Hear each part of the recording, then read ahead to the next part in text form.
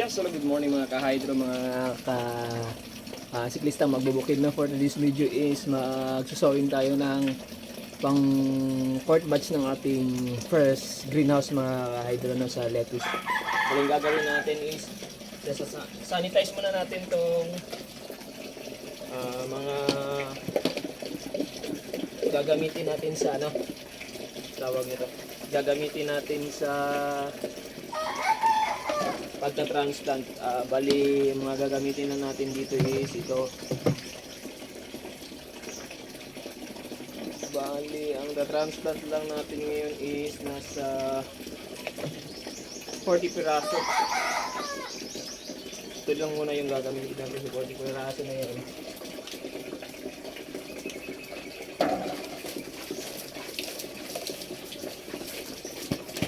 Kailangan natin laging i-sanitize yung mga ginagamit natin, no?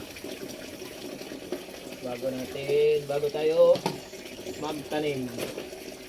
So yun, ito na yung buffer natin na coco peat. Transfer lang natin ito dito. Yeah.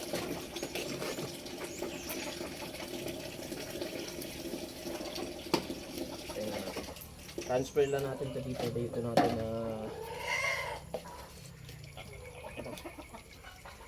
konti lang naman yung gagamitin natin ito na ito. Kita abot to sa 40 piraso.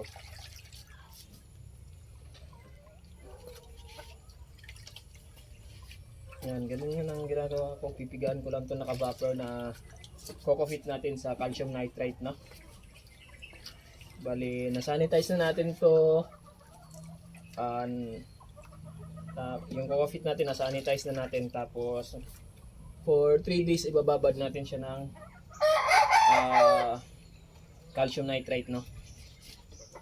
So, sakto na siguro to.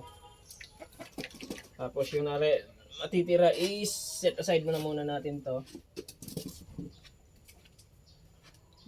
Then,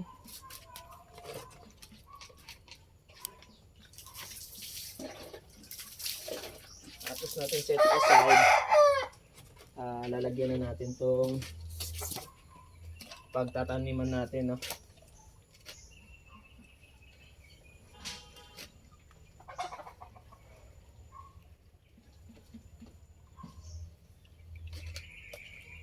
Sakto lang to yung sakto lang yung pagbababara natin.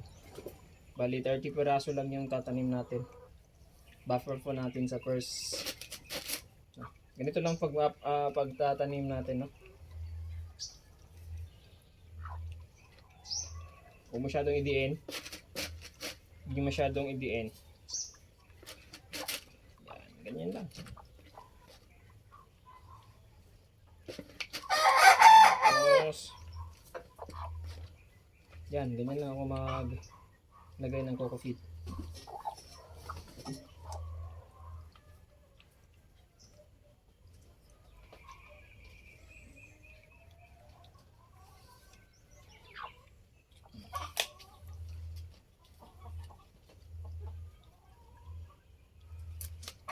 Tapos yung sobra is, babalik lang natin yung sobra. Yan, tapos na. Tapos tatanim na natin. Magtatanim na tayo.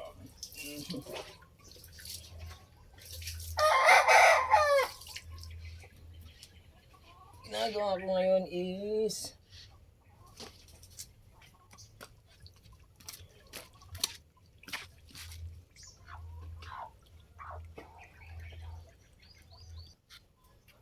so yun, balikin ito lang tayo mag-transplant, no? Kuha lang tayo ng seeds. Bali, sa ngayon, 30 piraso lang yung gagamitin natin. 2, 3, 4. 1, 2, 3, 4, 5. 4, 5. 6, bali 35 ang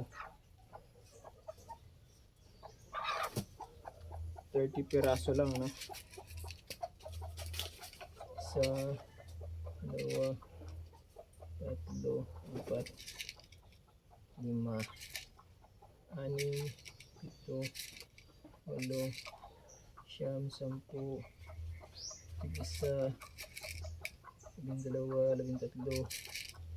11, 12, 13, 14, 15, 16, 17, 18, 19, 20, 21, 22, 23, 24, 25, 26, 27, 28, 29, 30, plus 2 tayo for buffer. Yan, plus 2 lang tayo, no? Nagdadagdag lang tayo ng dalawa in case na hindi tumubo lahat yung 30. Meron tayong pang buffer, no? Ang ginagawa ko nito is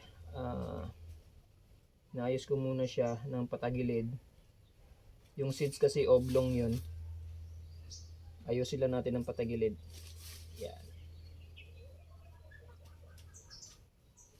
Tapos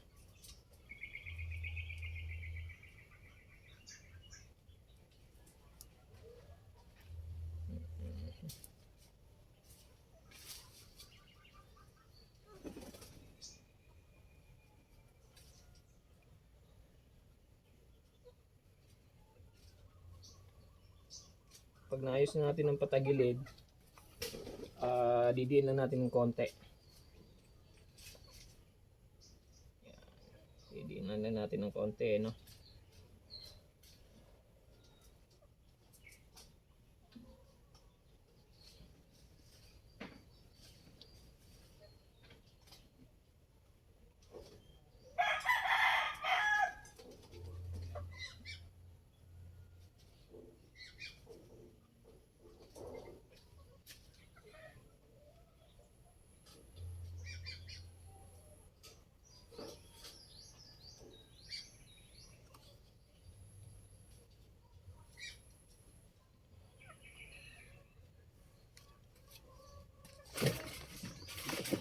Kung may stick kayo, yung nasobrahan ng diin nyo is angat nyo lang konti.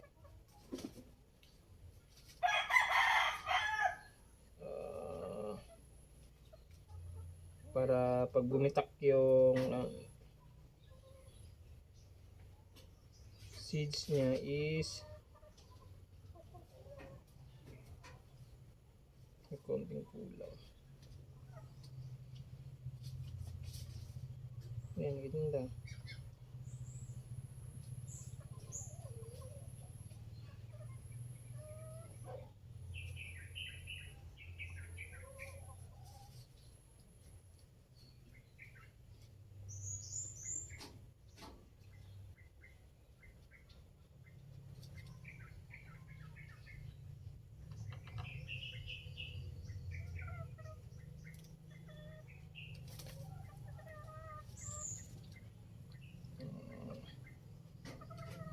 Sinusubukan ko lang din to kasi yung mga nakaraan ko is hindi yun pantay yung tubo.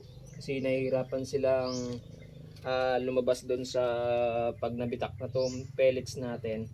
Kasi ang ginagamit natin seeds dito is pelletized na. Tapos nagpo-focus lang din tayo sa isang variety lang na almighty. Pag ganyan, okay na. Tingin nyo okay na. Lugan nyo lang konti, no? Para pag nabitak siya, mabilis lang siya makalabas, no? Bibitak to kinabukas mga ilang oras lang. Yan. So mga ganyan. Para lang hindi lang din siya mahirapan pag nabitak siya, hindi siya mahirapan lumabas, no. Yan lang para pumantay yung ganyan lang ginagawa ko para pumantay, pero nasa ano pa rin tayo nito, ha. Experiment lang para pumantay lang yung tubo ng ating mga seeds. Niluluwagan ko lang konti, no.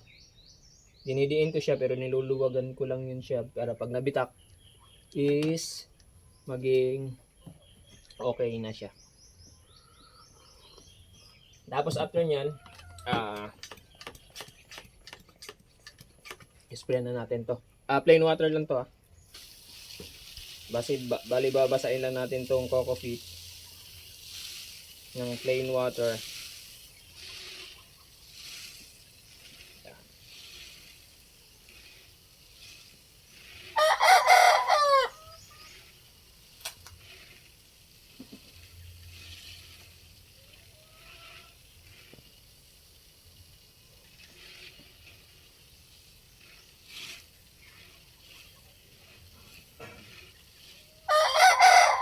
Yan. Ganun lang. Tapos na. Tapos itatago na muna natin to. Hindi muna natin to pasisinagan ng araw. Lalagay muna natin sa box ng 24 hours. After 24 hours, pwede na natin siyang pasikatan ng araw para hindi siya maglegi. Pero after 3 days pa natin siya ilalagay dun sa bottom drench natin, no? Puro spray lang tayo ng umaga, tanghali, tsaka hapon. Magmi-mist lang tayo. Halimbawa, pag mainit yung panahon, magmi-mist lang tayo umaga, tanghali, tsaka hapon. Pero pag makulimlim naman, na walang init, titingnan lang natin yung coco feet natin kung basa-basa pa, no? Kapag basa-basa pa, kahit hindi na tayo mag-mist o mag-spray ng tubig, no? Plain water lang ang i-spray natin, ha? Wala tayong i-spray chemical, no? Sa coco feet natin, ang ginagamit natin, naka-vapor natin na calcium nitrate. Yun lang po. Maraming salamat and good morning.